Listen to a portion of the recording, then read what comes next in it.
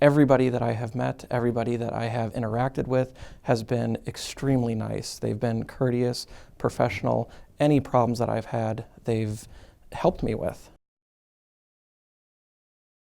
I loved the IT program.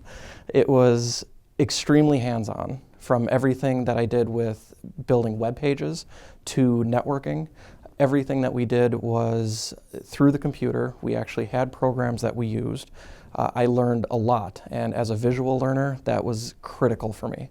The credits I was able to transfer over were, I think, 90 credits. That was huge. It shaved off like 6 months, thousands and thousands of dollars. I'm going to be 37 in July, and 4 years ago, I was admittedly lost. I had no idea what I was going to do with my life.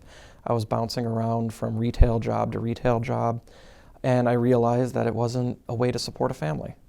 So today, the culmination of all that work, I have more hope in my future and my family's future than I did 4 years ago, and I'm excited for that.